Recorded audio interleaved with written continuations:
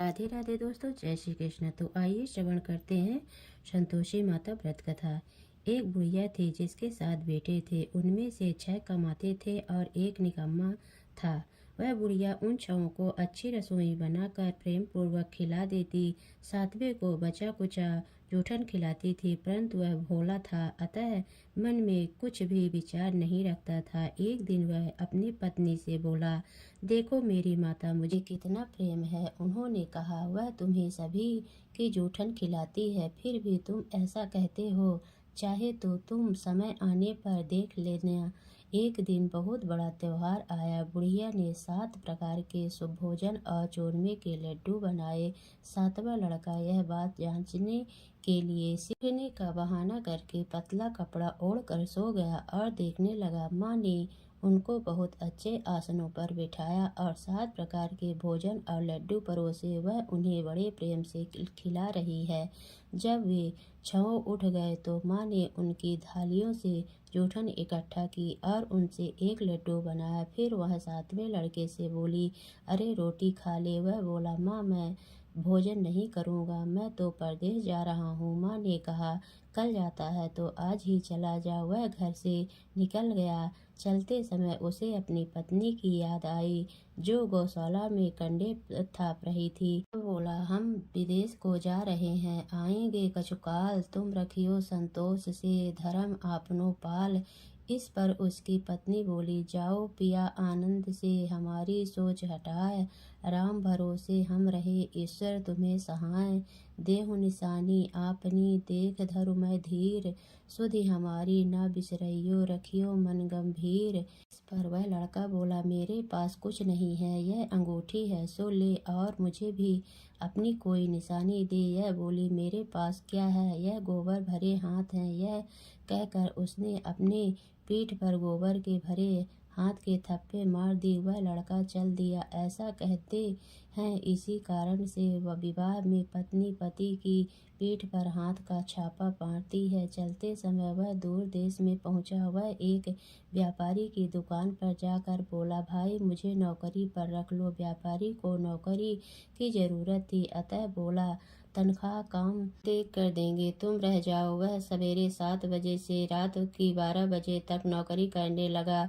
थोड़े ही दिनों में सारा लेन देन और हिसाब किताब करने लगा। सेठ के 7-8 नौकर चक्कर खाने लगे। सेठ ने उसे 2-3 महीने में आधे मुनाफे का हिस्सेदार बना दिया।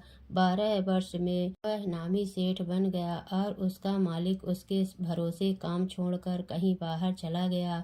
इधर उसकी औरत को सास और जेठानियाँ बड़ा कष्ट देने लगी। वे उसे लकड़ी लेने जंगल में भेजती, भूसे की रोटी देती, टूटे नारियल में पानी देती। वह बड़े कष्ट से जीवन व्यतीत कर रही थी। एक दिन जब वह लकड़ी लेने जा रही थी तो रास्ते में उसने कई औरतों को व्रत करते देखा। वह पूछने लगी, बहनों यह किसका व्रत है, कैसे करते हैं और इससे क्या फल मिलता है। तो एक स्त्री बोली, यह संतोषी माता का व्रत है, उसके करने से मनोवांछित फल मिलता है। इससे गरीबी, मन की चिंताएं, राज के मुकदमे, कलह, रोग नष्ट होते हैं और संतान सुख, धन, प्रसन्नता, शांति, मन पसंद वर मिले व बाहर गए हुए पति के दर्शन होते हैं। उसने उसे व्रत करने की विधि बता दी। उसने रास्ते में सारी लकड़ियां बेच दी व गुड़ और चना ले लिया। उसने व्रत करने की तैयारी की। उसने सामने एक मंदिर देखा तो पूछने लगी, यह मंदिर किसका है। वह कहने लगी, यह संतोषी माता का मंदिर है। वह मंदिर में गई और माता के चरणों में लौटने लगी। वह दुखी होकर विनती करने लगी, माँ मैं अज्ञानी हूँ, मैं बहुत दुखी हूँ, मैं तुम्हारी शरण में हूँ, मेरा दुख दूर करो। माता को दया आ गई। एक शुक्रवार को उसके पति का पत्र आया और अगले शुक्रवार को पति का भेजा हुआ धन मिला। अब वे तो जेठ जेठानी और सास नाक सिकोड़ने लगे कहने लगे, खातिर बढ़ेगी, यह बुलाने पर भी नहीं बोलेगी। यह बोली, मंत्र और तंत्र आवे तो सभी को अच्छा है। उसकी आंखों में आंसू आ गए। वह मंदिर में गई और माता के चरणों में गिरकर बोली, हे माँ, मैंने तुमसे पैसा कब मांगा था? मुझे तो अपना सुहाग चाहिए। मैं तो अपने स्वामी के दर्शन और सेवा करना मांगती हूँ। तब माता ने प्रसन्न होकर कहा, जा बेटी, तेरा पति आवेगा। वह बड़ी प्रसन्नता से घर गई और घर का काम काज करने लगी। उधर संतोषी माता ने उसके पति को स्वप्न में घर जाने और पत्नी की याद दिलाई। उसने कहा, माँ, मैं कैसे जाऊँ? परदेश की बात है, लेन देन का कोई हिसाब नहीं है। माँ ने कहा, मेरी बात मान। सवेरे नहा धोकर मेरा नाम लेकर घी का दीपक जलाकर दंडवत करके दुकान पर बैठना। देखते देखते सारा लेन देन साफ हो जाएगा, धन का ढेर लग जाएगा। सवेरे उसने अपने स्वप्न की बात सभी से कही तो सब खिल्ली उड़ाने लगे, कहने लगे कि कहीं सपनों की भी बात सत्य होती है। पर एक बूढ़े ने कहा, भाई, जैसे माता ने कहा है वैसे करने में क्या डर है। उसने नहा धोकर माता को दंडवत करके घी का दीपक जलाया और दुकान पर जाकर बैठ गया। थोड़ी ही देर में सारा लेन देन साफ हो गया, सारा माल बिक गया और धन का ढेर लग गया। वह प्रसन्न हुआ और घर के लिए गहने और सामान वगैरह खरीदने लगा। वह जल्द ही घर को रवाना हो गया। इधर बेचारी उसकी पत्नी रोज लकड़ियां लेने जाती और रोज संतोषी माता की सेवा करती। उसने माता से पूछा, हे माँ, यह धूल कैसी उड़ रही है? माता ने कहा, तेरा पति आ रहा है, तू लकड़ियों के 3 बोझ बना ले। एक नदी के किनारे रख, एक यहाँ रख और एक तीसरा अपने सिर पर रख ले। तेरे पति के दिल में उस लकड़ी के गट्ठे को देखकर मोह पैदा होगा। जब वह यहाँ रुक कर नाश्ता पानी करके घर जाएगा, तब तू लकड़ियाँ उठाकर घर जाना और चौक के बीच में गट्ठा डालकर जोर जोर से 3 आवाजें लगाना। सासू जी, लकड़ियों का गट्ठा लो, भूसे की रोटी दो और नारियल के खोपड़े में पानी दो। आज मेहमान कौन आया है? इसने अम्मा के चरण छुए और उसके कहे अनुसार सारा कार्य किया। वह तीसरा गट्ठा लेकर घर गई और चौक के डालकर कहने लगी, सासू जी, लकड़ियाँ का गट्ठा लो, भूसे की रोटी दो, नारियल के खोपड़े में पानी दो। आज मेहमान कौन आया है? यह सुनकर सास बाहर आकर पट भरे वचनों से उसके दिए हुए कष्टों को भुलाने के लिए कहने लगी, बेटी, तेरा पति आया है, आ मीठा भात और भोजन कर और गहने कपड़े पहन। अपनी माँ के ऐसे वचन सुनकर उसका पति बाहर आया और अपनी पत्नी के हाथ में अंगूठी देखकर व्याकुल हो उठा। उसने पूछा, यह कौन है? माँ ने कहा, यह तेरी बहू है। आज 12 वर्ष हो गए यह दिन भर घूमती फिरती है, काम काज करती नहीं, तुझे देखकर नखरे करती है। यह बोला, ठीक है, मैंने तुझे और इसे देख लिया है, मुझे दूसरे घर की चाबी दे दो, मैं उसमें रहूंगा। माँ ने कहा, ठीक है, जैसी तेरी मर्जी। और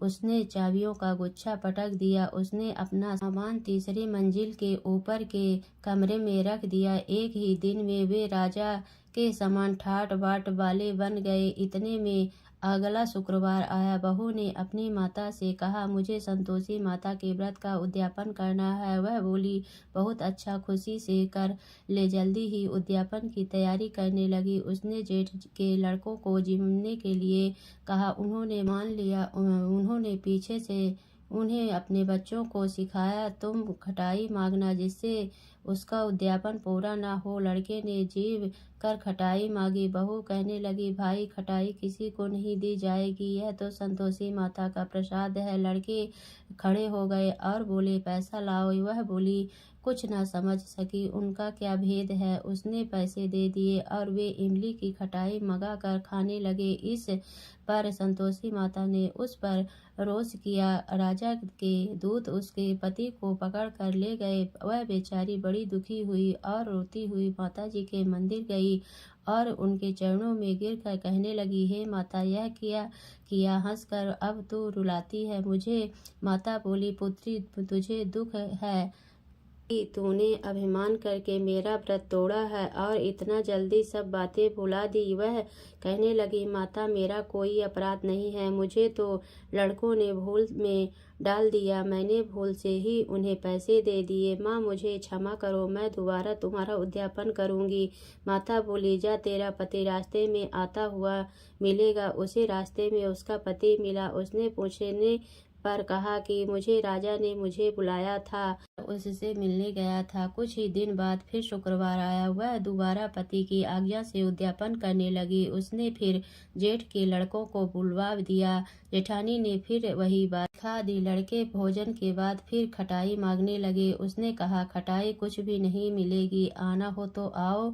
यह कहकर वह ब्राह्मणों के लड़कों को लाकर भोजन कराने लगी। यथाशक्ति उसने उन्हें दक्षिणा दी। संतोषी माता उस पर बड़ी प्रसन्न हुई। माता की कृपा से 9वें मास में उसके एक चंद्रमा के समान सुंदर पुत्र हुआ। अपने पुत्र को लेकर वह रोजाना मंदिर जाने लगी। एक दिन संतोषी माता ने सोचा कि यह रोज यहाँ आती है, आज मैं इसके घर चलूं, इसका सासरा देख आऊं। सोचकर उसने एक भयानक रूप बनाया। गुड़ व चने से सना मुख, ऊपर को सूंड के समान होंठ, जिन पर मक्खियां भिनभिना रही थी। इसी सूरत में वह उसके घर गई। देहली में पांव रखते ही उसकी सास बोली, देखो कोई डायन आ रही है, उसने भगाओ नहीं तो खा जाएगी। लड़के भगाकर खिड़की बंद करने लगे। 7वें लड़के की बहू खिड़की से सब देख रही थी। वह वहीं से चिल्लाने लगी, आज मेरी माता मेरे घर आई है। यह कहकर उसने बच्चे को दूध पीने से हटाकर इतने में सास बोली, पगली किसे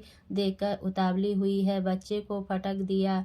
इतने में संतोषी माता के प्रताप से वह वहाँ लड़के ही लड़के नजर आने लगे। बहू बोली, सासू जी, मैं जिसका व्रत करती हूँ यह वो ही माता संतोषी है। यह कहकर उसने सारी खिड़कियां खोल दी। सबने संतोषी माता के चरण पकड़ लिए और विनती कर कहने लगे, हे माता, हम मूर्ख हैं, ज्ञानी हैं, पापिनी हैं, तुम्हारे व्रत की विधि हम नहीं जानती। तुम्हारा व्रत भंग कर हमने बहुत बड़ा अपराध किया है। हे जगत जननी, हे माता, आप हमारा अपराध क्षमा करें। इस पर माता उन पर प्रसन्न हुई। बहू को जैसा फल दिया वैसे सबको देना है। माँ सबका कल्याण करना। तो बोलिए संतोषी माता की जय।